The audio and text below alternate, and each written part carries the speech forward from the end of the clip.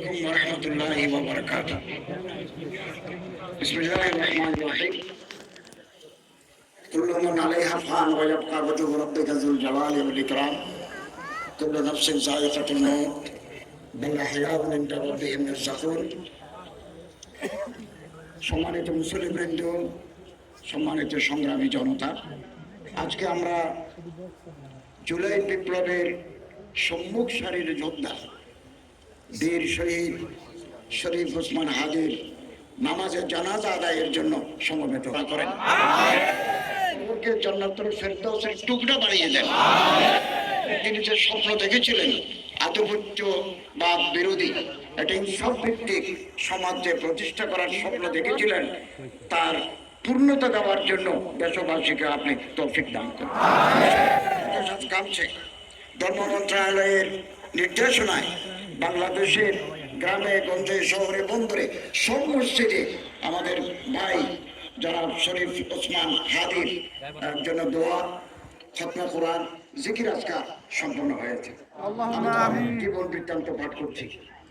1993 সালের 30 জুন ঝালকাঠি জেলার নরসিংদী উপজেলার জন্ম নেওয়া কবি শরীফ ওসমান হাদি বাংলাদেশের স্বাধীনতা ও সার্বভৌমত্বের প্রতীক হয়ে উঠেছেন। তার ক্ষুদ্র যুক্তি, দেশপ্রেম, মানবিক মূল্যবোধ, দৃঢ়তা দিয়ে তিনি তার দেশকে ভালোবেসেছেন। জান দেব কিন্তু জুলাই দেব না। হাদি ছিলেন গুম, খুন ও বাংলাদেশের মানুষের গণতান্ত্রিক অধিকার কেড়ে নেওয়া ফ্যাসিস্ট আওয়ামী লীগের বিরুদ্ধে জুলাই পরবর্তী বাংলাদেশের সাংস্কৃতিক ন্যারেটিভ নির্মাণে শরীক হওয়ার জন্য প্রতিষ্ঠা করেছিলেন ইনকিলাব কালচারাল সেন্টার। সার্বভৌমত্ব বিরোধী খুনিরা 12 ডিসেম্বর দুপুরে জুমার নামাজের পরে তাকে গুলি করে 18 ডিসেম্বর 2025 রাতে সিঙ্গাপুর জেনারেল হাসপাতালে শাহাদত বরণ করেন বীর ওসমান হাদি।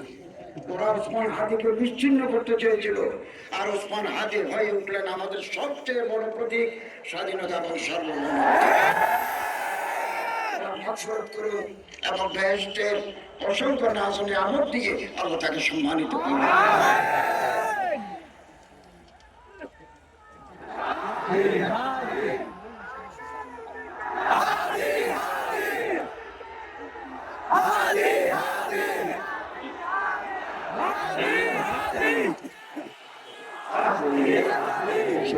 শরীফ ওসমান হাদির প্রতিটি বক্তব্য রাখবেন ইনকিলাব মঞ্চের সদস্য সচিব আব্দুল্লাহ আল জাবেদ।